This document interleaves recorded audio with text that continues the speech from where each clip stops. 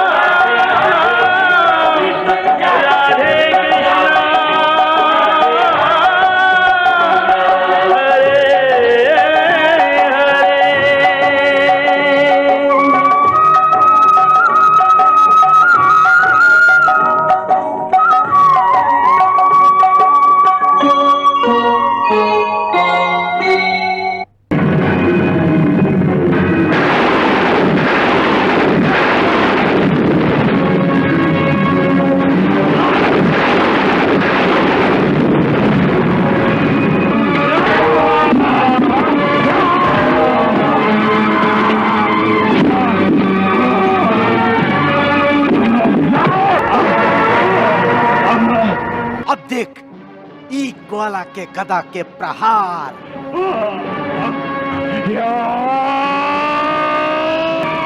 दाऊ भैया रुक जाए। दाऊ भैया एगो हारल शत्रु पर दया कईल आप जैसन परमवीर के ही शोभा देवेला। ऐसे शास्त्र भी कहेला क्षमा वीरस्य भूषणम।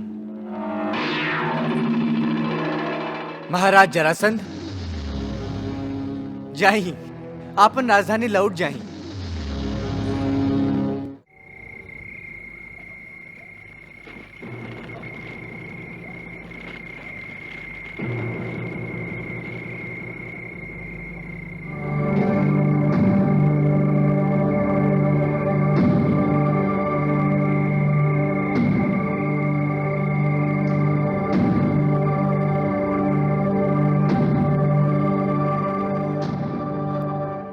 मित्र,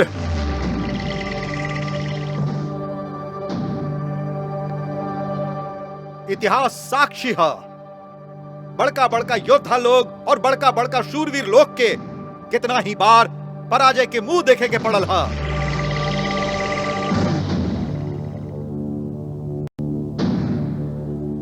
ऐसे युद्ध में हारल बड़का बात नहीं खे, बाकी हिम्मत हारल बहुत बड़का बात है।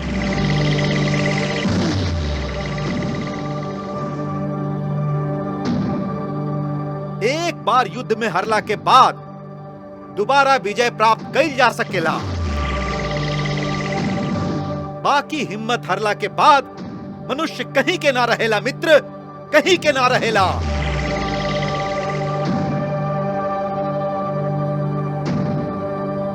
असल में एगो योद्धा ओ दिन हारेला जौन दिन वो अपन हार मन से स्वीकार कर लेवेला मित्र, मन से।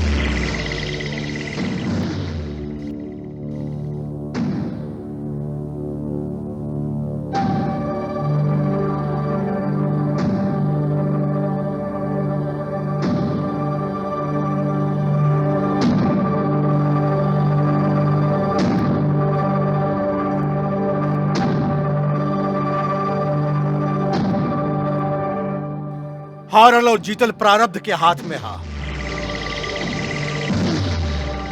कबो भाग्य साथ न देला तो कबो काल विपरीत होखेला।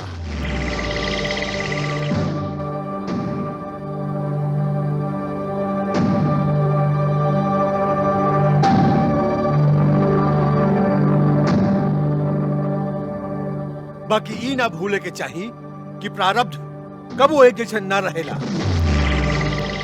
जैसे रात के बाद दिन आवेला, वही तरह बुरा समय के बाद अच्छा समय भी आवेला।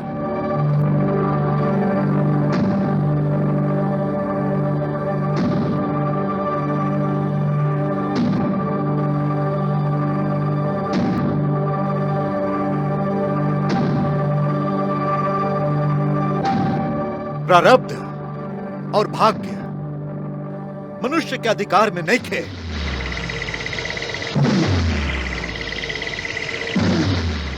बाकी मनुष्य के कर्म और वो कर्म के प्रति दृढ़ संकल्प होखल मनुष्य के अधिकार में जरूर हा।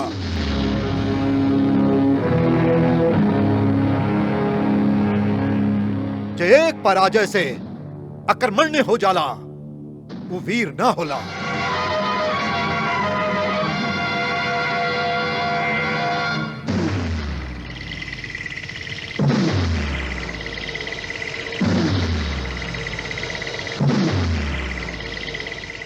यदि वीर के मन में जीते के दृढ़ संकल्प होखे तो 100 बार हार के भी 101वां बार जीत सकेला।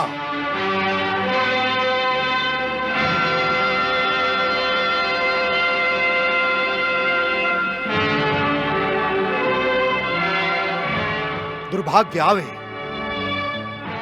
तो कायरन के लेखा डेरा के ओकरा से भागे ना, बल्कि दुर्भाग्य के सौभाग्य में बदले के खातिर डट के कर्म करे। यह वीरता के चिन्हानी है।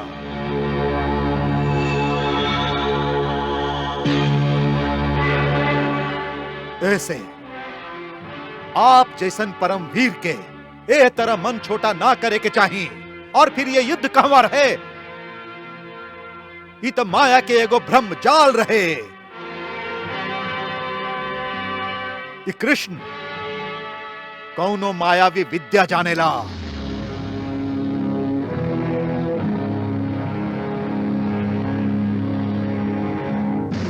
ऐसे हम लोगन के भी अपना संगे कुछ मायावी शक्ति रखे के चाहिए जे ओकर माया के असफल कर देबे और ओकर प्रबंध भी हो सकेला।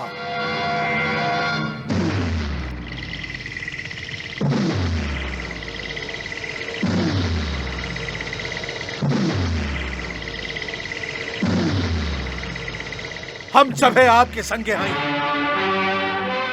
और हम ही वचन देते हैं कि 1 साल के अंदर अंदर एकरा से भी ज्यादा सेना एकत्रित करके फिर से आपके झंडा के नीचे इकट्ठा होके यदुवंशियन से आपके अपमान के बदला जरूर लेब, जरूर लेब। हाँ हाँ। अपमान, घोर अपमान। अपमानित भइल हैं हम रुक्मी, अपमानित भइल हैं हम।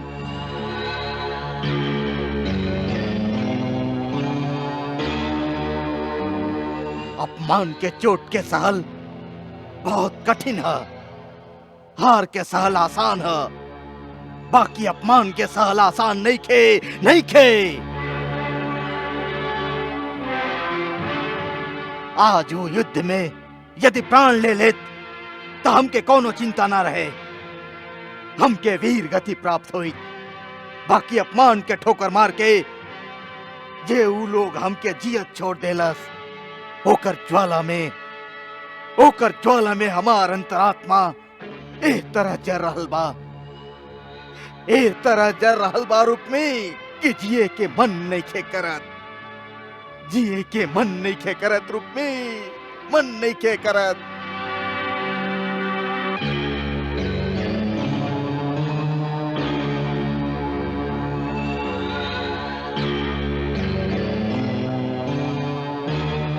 ऊ लोग आपन अहंकार के कारण तोहके जीवित छोड़ ले बाड़न मित्र, आपन अहंकार के कारण। यह है उनकर दुर्भाग्य के निशानी है, और उनकर यह दुर्भाग्य हम लोगन खातिर सौभाग्य साबित होई। सौभाग्य। तू हमार सम्राट बाड़ा मित्र। यदि आज तू ही ना होकता तो हम लोग बिखर गईली होकती मित्र, बिखर गईल होकती। भाग्य तो के एक खातिर जीवित छोड़ ले बा मित्र कि तोहार नेतृत्व में हम लोग अहंकारी यदुवंशियन के समूल नाश कर दी। ऐसे हिम्मत मत हारा मित्र। तोहार हृदय में ए समय जे बदला के आग धधक रहल बा, ओकर ज्वाला के शांत मत होखे दा मित्र, शांत मत होखे दा, ओकरा और भड़के दा, और भड़के दा।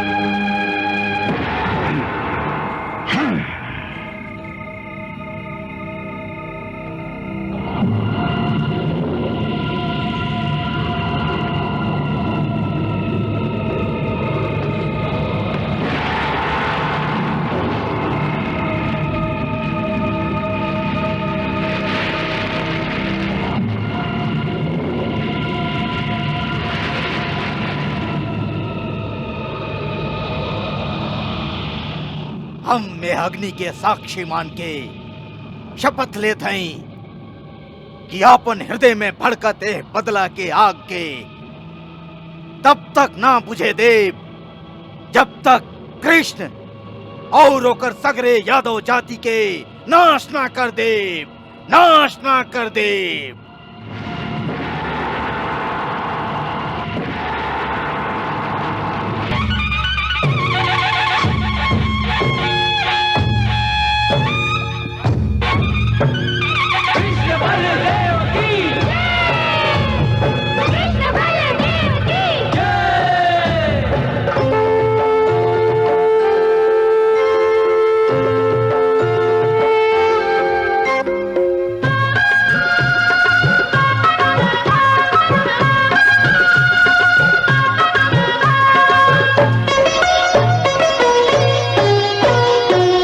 धमकाओ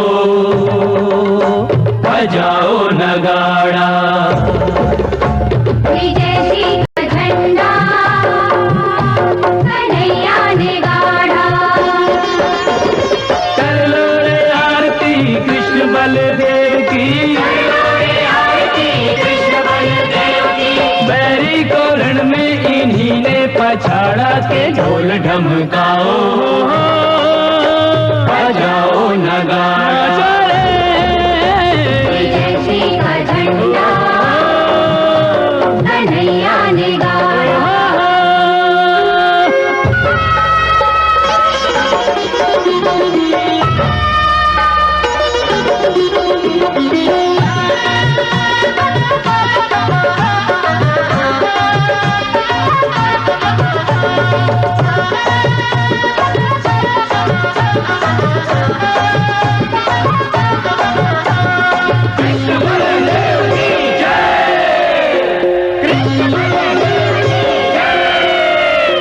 चतुरंगिनी सेना झुकी आगे हमारे कुमारों के, आगे हमारे कुमारों के। बड़े बड़े योद्धा सह ना सके आघात भीषण प्रहारों के, आघात भीषण प्रहारों के। गर्जन करने वाले सदा को सुला दिए, गर्जन करने वाले सदा को सुला दिए। मनरथ बैरियों के माटी में मिला दिए, मनरथ बैरियों के माटी में मिला दिए। ढोल ढमकाओ बजाओ नगाड़ा, विजय श्री का झंडा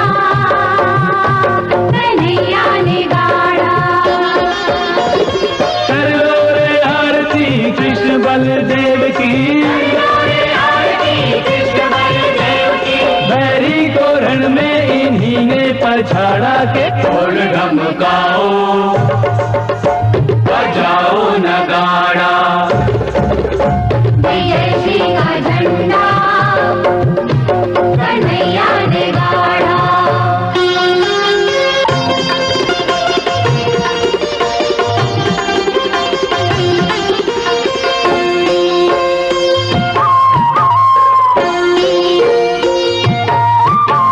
कृष्ण और बलराम, कृष्ण और बलराम आए जीत महासंग्राम। करके 100 बार प्रणाम बोलो कृष्ण की जय करके 100 बार प्रणाम बोलो दाऊ जी की जय।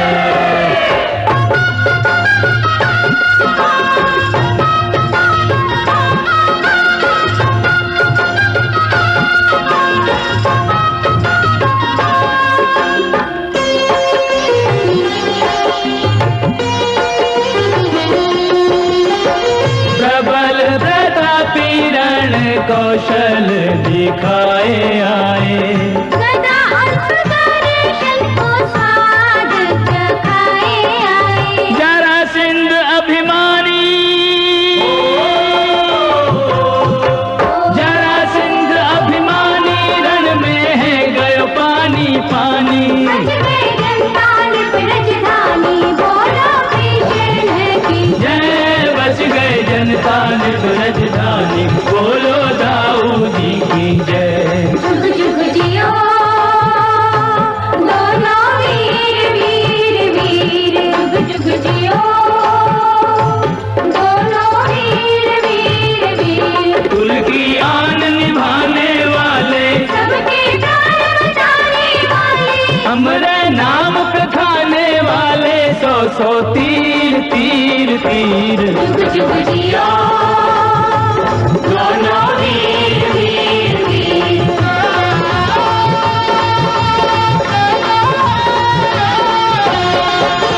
कर लो रे आरती कृष्ण बलदेव की, भैरी को रण में इन्हीं ने पछाड़ा के ढोल ढमकाओ बजाओ नगाड़ा। विजयश्री का झंडा कन्हैया ने गाड़ा।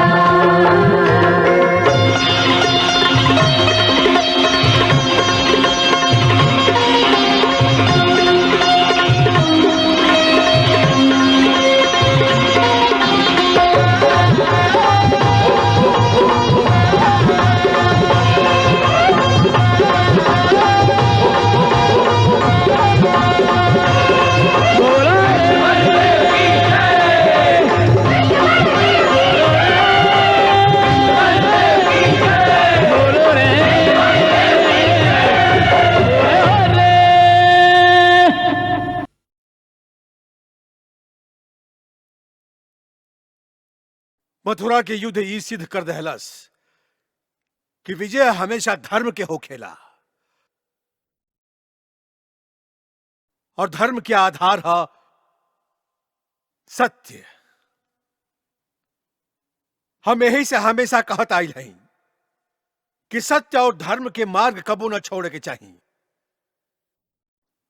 एगो भूल जो हम लोग कैली कि यह धर्म युद्ध में मथुरा वालन के साथ न देके उनका शत्रुओं के सहायता कैली। ओकर परिणाम यह कि आज हम मथुरा के मुंह ना दिखा सकी।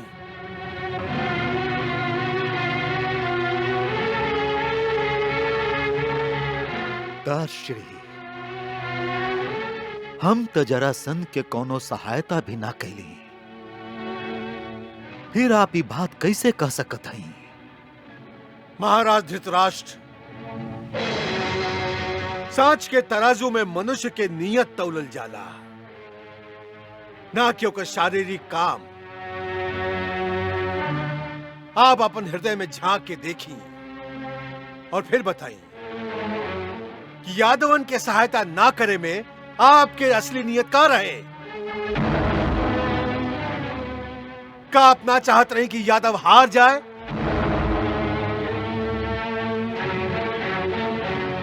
का आपके मन में विचार ना रहे कि यादवन के हारे से पांडव कुमारन के पक्ष लेवे वाला क्यों ना रही?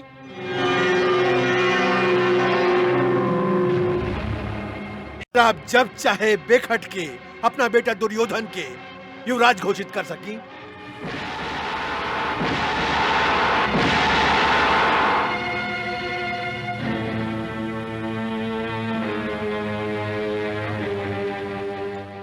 हम तो युवराज के बारे में अभी कोनो निर्णय नहीं ले ले। ताश्री, वो निर्णय तो हम आप लोगन के राय जान के ही करब। महाराज, जब भी आपसे विषय में बात भइल हा, आप कौनो न कौनो बहाना बना के ओकरा टाल गईलिया। अब टाले के समय ना रहल। राजकुमारन के शिक्षा समाप्त होके वाला हा। वो गुरुकुल से राजधानी में ही है। तब प्रजा के मन में यह आशा रही कि उनकर भावी राजा के होई।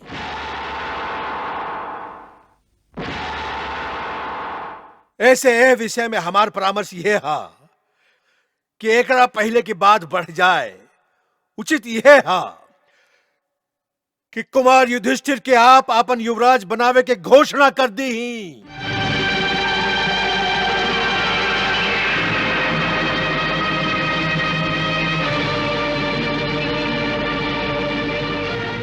ताश्री, हम अब ही आपसे कहली कि युवराज पद खातिर हम कौनो निर्णय नहीं ले ले। अभी तो सभे राजकुमार गुरु द्रोण के पाठशाला में पढ़ रहल बाड़न। युवराज पद के घोषणा करके हम अभी से वो लइकन के हृदय में ईर्ष्या के बीज नहीं खे बोल चाहिए।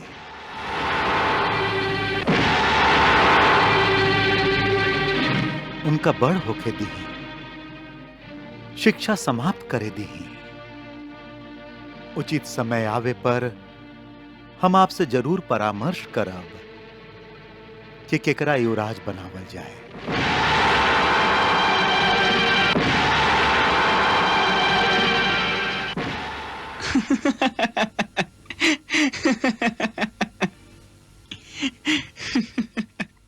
केकरा पर इतना हंसा तारा?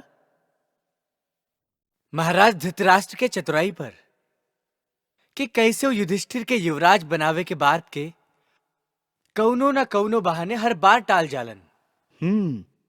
यही आशा से कि शायद कुछ समय बाद कौनो ऐसा रास्ता निकल आवे जैसे उनकर पुत्र दुर्योधन राजा बन जाए। ऐसा कोनो रास्ता भी बा उनका पास?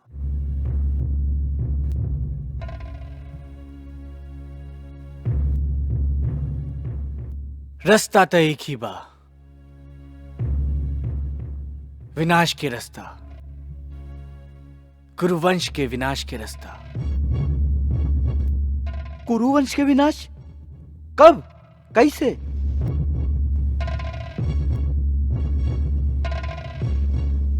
अब ही होकर समय थोड़ी का दूर है दाऊ भैया। अब ही से होकर चिंता मत करी। तका जरासंध के चिंता करी? ना दाऊ भैया, ओकर भी जरूरत नहीं खे। कहे कि अभी जरासंध भी एक बरिस तक लौट के नहीं खे आवे वाला। ऐसे भाग्य के चक्र के देखत जाई और मौज करी। कृष्णा